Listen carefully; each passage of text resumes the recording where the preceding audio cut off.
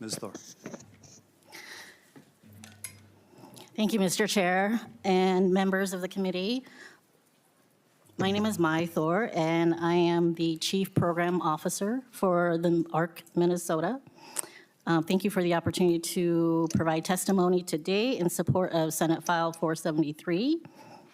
For 75 years, the ARC Minnesota has been fighting for the human rights of people with intellectual and developmental disabilities, or IDD.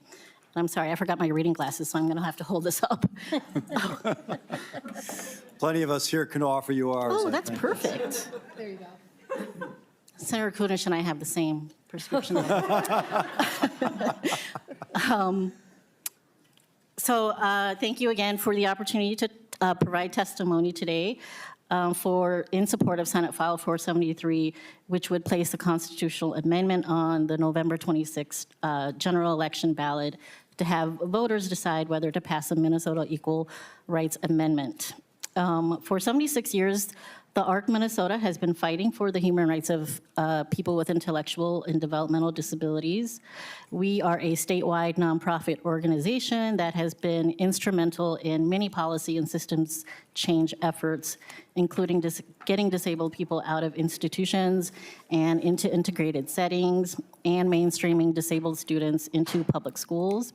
We believe that people who have disabilities are inherently strong, powerful, capable, and resilient. The lived experiences of people with disabilities guides our policy priorities. I would like to speak to the essence and spirit of this amendment. Not only does Senate File 473 reaffirm equal rights protections for people with disabilities, it also sends a powerful message within our highest law, the state constitution. As Minnesotans, our individual human rights are our most inherent and fundamental. It only makes sense that the Minnesota State Constitution reflects how important this is.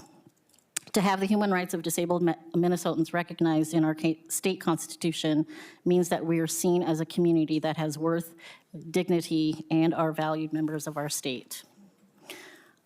This amendment will positively impact everyone.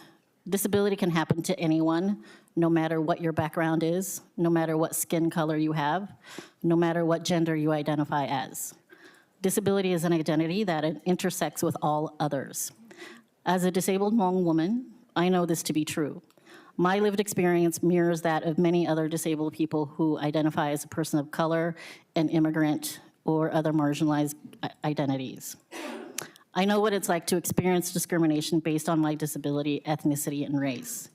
Giving the people of Minnesota a voice to speak up for human dignity by voting on this amendment to lift up protections in our state constitution allows people like myself and countless of others in our communities to feel seen equally.